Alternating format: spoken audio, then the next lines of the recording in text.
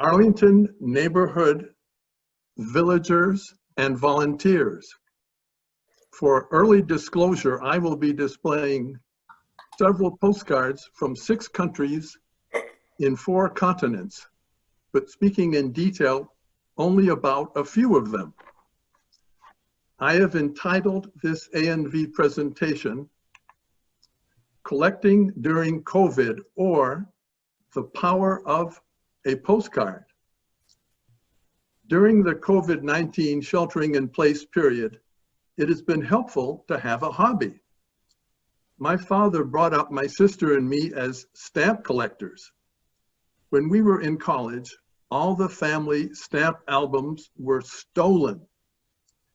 Either you are a collector or you are not. You know in which camp you belong.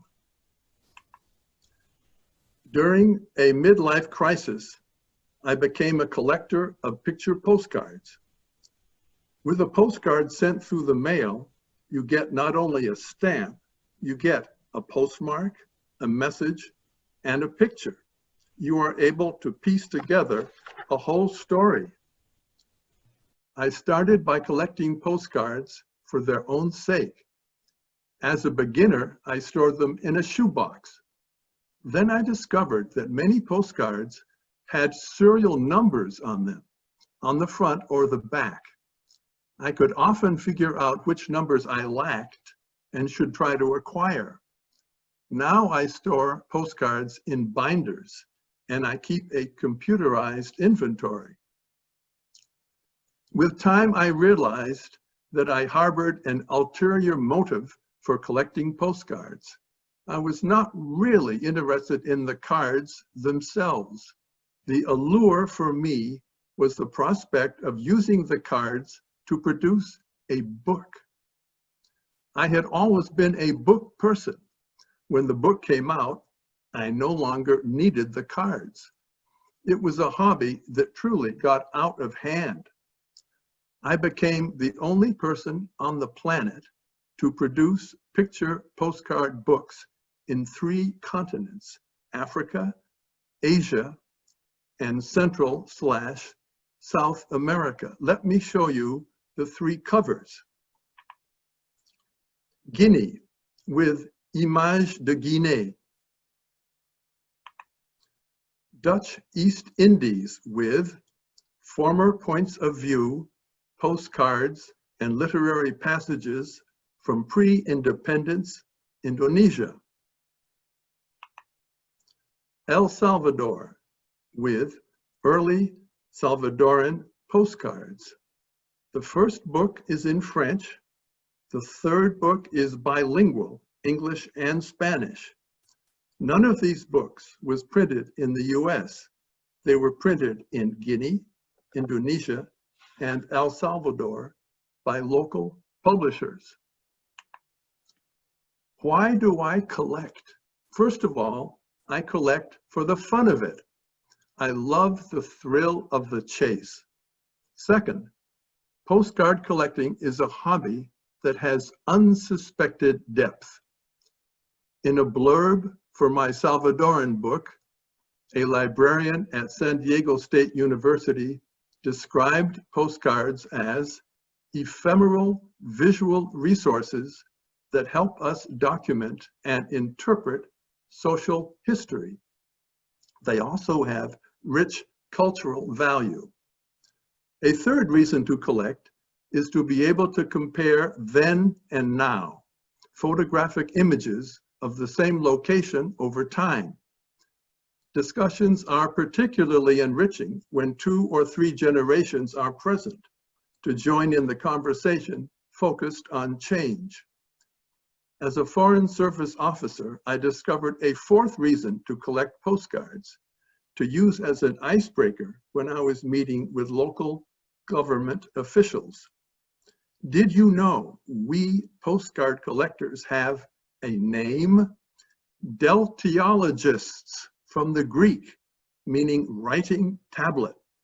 A deltiologist is someone who collects and analyzes picture postcards.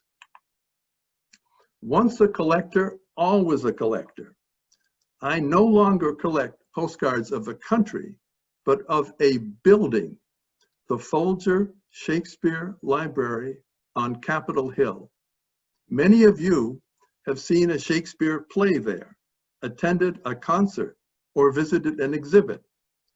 In February 2016, I spoke to an ANV audience about the founders of the library, Henry and Emily Folger. My book on the couple includes the word collecting. The title is Collecting Shakespeare. Postcard collectors are usually divided into two types. Either you collect postcards of places or you specialize in a theme. A place might be where your roots are or where you have lived. Themes include orchids, fashion, guitars, movie actresses, saucy, Bauhaus architecture. Some collectors limit their acquisitions to cards by specific artists and publishers, or by time and location. Some collect only posturally used cards. Where does the collector go to find postcards? To postcard shows. Some, like me, also subscribe to postcard journals and advertise their wants. Because of the COVID-19 pandemic, postcard shows all over the world have been canceled. That's when eBay comes in handy. You can build up a collection in your PJs. You will be able to see the African PJs that I have on right now when we have our Q&A in a few minutes. But first, I'm going to propose 4 examples to show the unsuspected power of a postcard. Example 1 is from Indonesia. I took a pack of old Indonesian postcards to my first Indonesian language lesson in Bandung on the island of Java as a means of developing vocabulary. My teacher, Ibu Leila Hashim, scrutinized each one, picking out a word here, a word there to teach me. Then, staring at a card of a large residential building, she froze. "Rumah ini, rumah saya," she gasped, leaving the room in a dash. She returned with a framed picture removed from her living room wall. "This house is my house." The skin on her arm showed goose flesh as she explained that this traditional house had been built by her family in Padang Panjang, Western Sumatra, in the 1870s. Although she possessed photos of her house in the 1950s, she had never seen a picture of it with a thatched palm roof. She knew that, starting in the early 1930s, a zinc roof had been put on. I gave her the old card and several months later visited her in her family home. The story, Life in the Old Card Yet, appeared in the March 1994 issue of the in-flight magazine Garuda. It shows the power of a postcard, how small the world can be. Example 2 from Indonesia. I chose this postcard for the cover of my Indonesia postcard book. Look at the carefully posed family gathering. It is the ruler of Boni and his retinue from the island of Sulawesi. Even a carpet has been hauled outside for the occasion.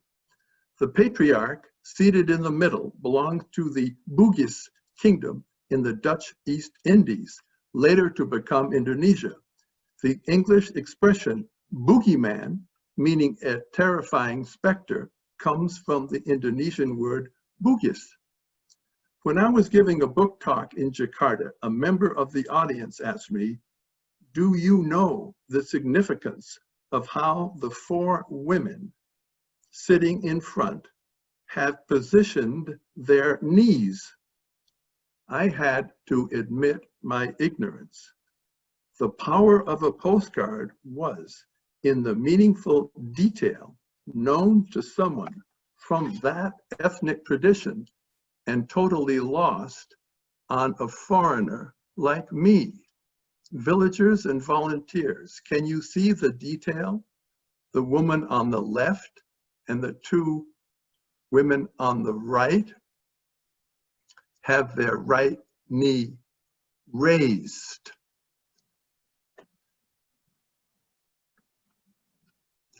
And having the left knee raised means that the woman is unmarried. If you are married, you raise the right knee in a family portrait. Example 3 from El Salvador. This hand-tinted postcard depicts the congressional room of the National Palace in San Salvador, El Salvador. Under the title on the card is the handwritten date, July 12, 1912, when the postcard was sent from San Salvador to Havana, Cuba. The congressional room is where the Salvadoran National Assembly deliberated and where presidents were sworn in.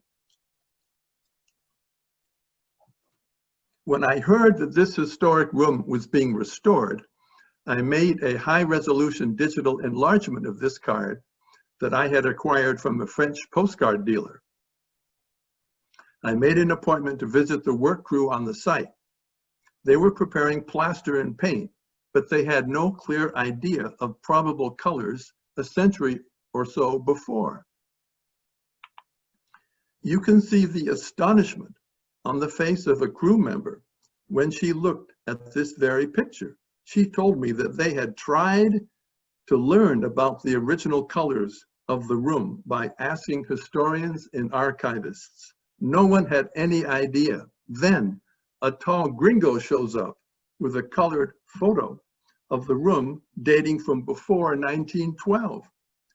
The power of a postcard was in the utility to help in the accuracy of restoration efforts in an historic edifice. When you write a book and find it for sale in a bookshop, you never know which other books might be displayed next to yours. A San Salvador bookstore placed my coffee table book of early Salvadoran postcards, Postales Salvadoreñas del Ayer, next to illustrious company, the likes of Gauguin, Cézanne, Renoir, and The Little Prince. Example from Senegal. Let's go back to the very first postcard. In the upper left-hand corner, we learn the name of the photographer, Fortier, and where he had his photographer's studio, Dakar, Senegal, in West Africa. Top center, you see the serial number circled in red, 244. I know the year this postcard was sent from Senegal to the State Department in Washington because I photographed it at the National Archives and Records Administration.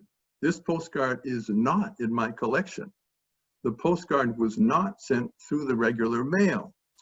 The first American consul to Senegal sent the postcard along with the consular dispatch on July 9, 1901. The consul wrote indications on the card: position, consular office, entrance, Prez Chamber Commerce. Can you see the flags the consul drew? A big flag over the large white building and a much smaller flag over the gray building on the far left. The power of this postcard relates to these two flags. The bigger flag is the American flag. It flies over the white building where the consul lives and runs his consulate. Across the street from him is the French president of the Chamber of Commerce, who represents the administrative power. The smaller flag is the French flag. In 1901, Senegal is a French colony.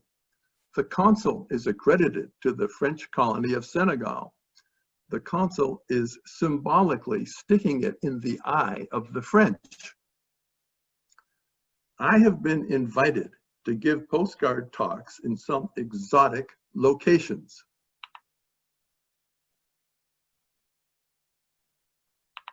Take Borneo. Most of you have heard of the Alliance Française. There's one on Wyoming Avenue Northwest in DC. Perhaps some of you have studied French there. These are cultural institutions around the world staffed by French civil servants and local employees. They have French teachers, libraries, exhibition space, and cultural programs.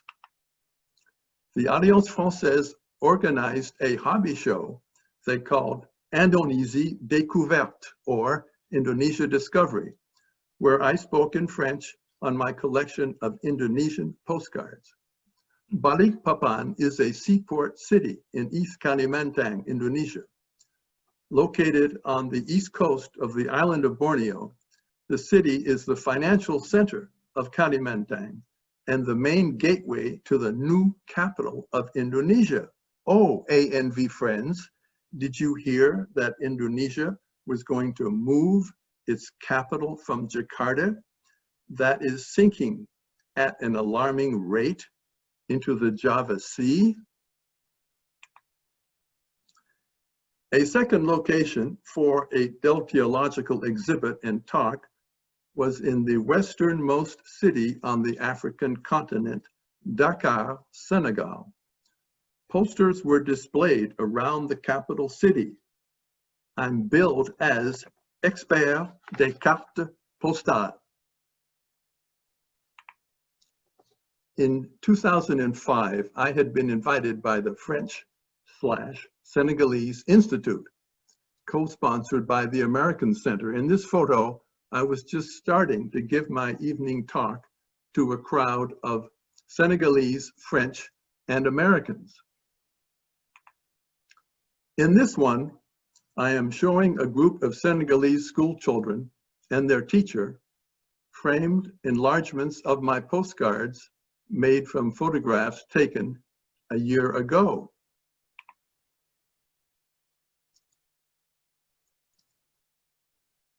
In early 2020, I received an unexpected email from the curator of photographic archives at the Smithsonian's National Museum of African Art.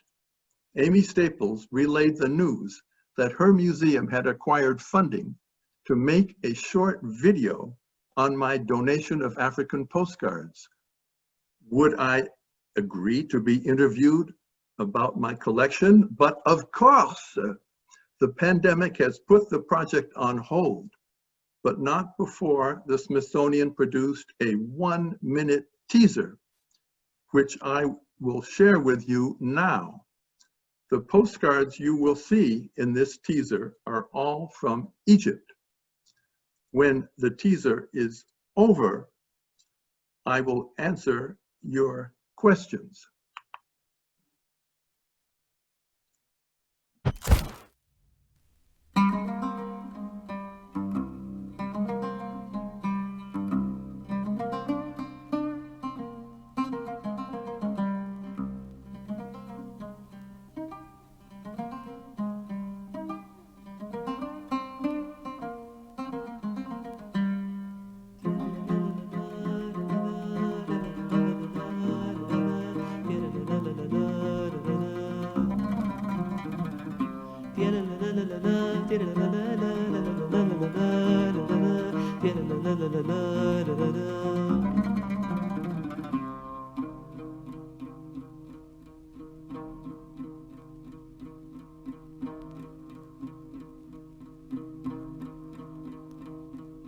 لم يعرفوني في الظلال التي تمتص لوني في جواز السفر وكان.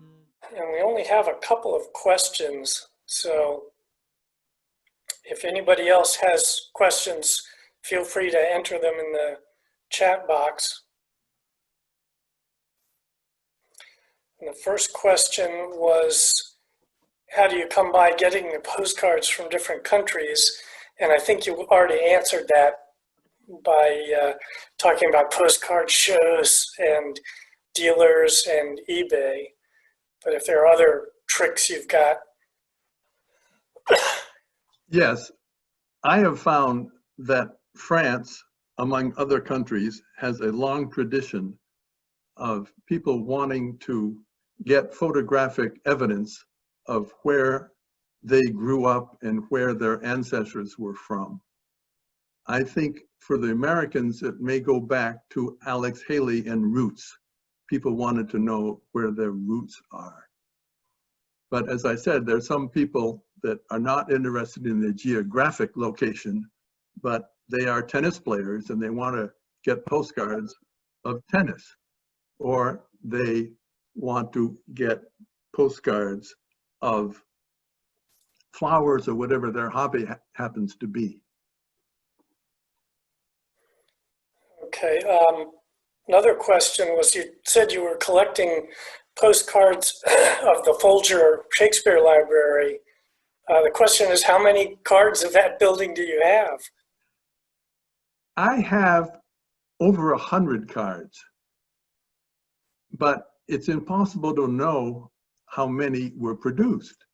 If you are a stamp collector, there are catalogs which the Brits put out, Stanley Gibbons, H.E. Harris, the French do, Hiver et Tellier, and you know every single stamp that has ever been printed and circulated, even the errors, like the upside down airplane.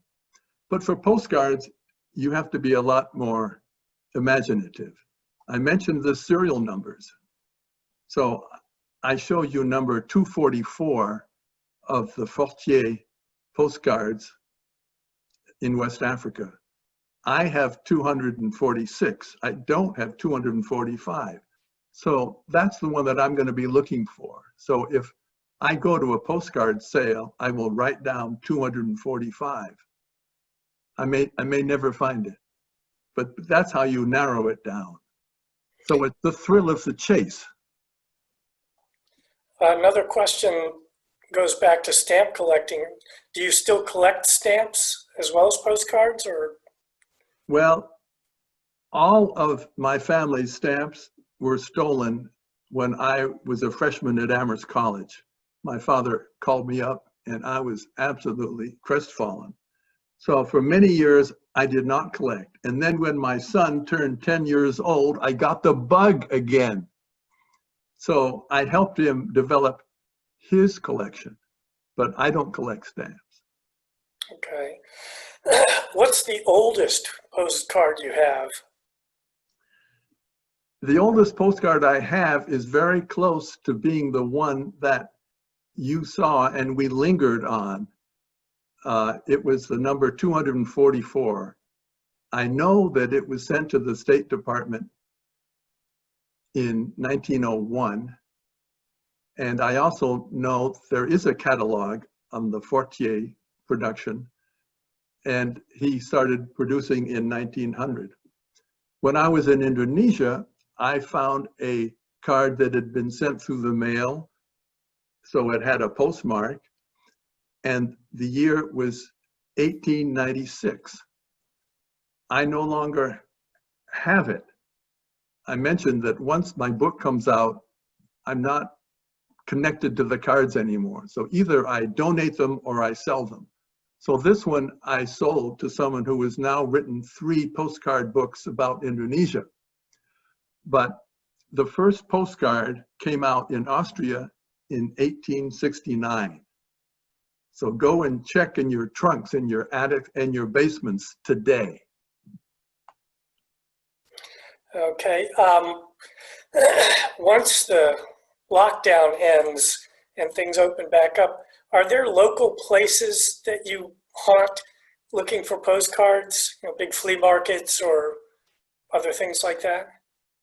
there are not many in Washington, but there have been flea markets. One of them is Eastern Market, and near Dulles Airport, I believe it's a Marriott or a Holiday Inn, forget which. They used to host postcard sales there. The Holiday Inn in Rosslyn, up until this year, had an annual postcard sale. That was in March, and I went to it, but I hesitated because it was March 8th. And if you try to think about what you did on March 8th, I said, is this a good idea or not? Can I resist or not? And you think of Oscar Wilde, who said, I can resist everything except temptation. So I did go. And not only did they have a postcard room, they had a Civil War room, and they had an old photographs room. And I went in the Civil War room, and I've just become interested in getting information about my great-grandfather who fought for the Connecticut 6th Volunteers. His name is Grant, Hiram Grant. And I gave information to someone who was selling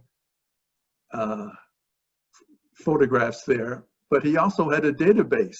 So within 3 minutes, he came out with 2 pictures of my great-grandfather, one in uniform and one in civilian clothes. So that was very cool. Okay, we have another comment here, which is another power of a postcard story. This person was researching her great-grandfather, pouring through old papers, and found a postcard addressed to him from his niece, and that helped her discover another branch of her family in Buffalo, New York. So another power of a postcard. Well, that is absolutely delightful. And maybe we could get an expression of what other people on the call today collect. Okay, well, we've got one more comment, and then we can open it up to what, to people talking about what they collect. The comment is fascinating. I'm very impressed. This is one of the best presentations. Thank you for it. This is new and a breath of fresh air.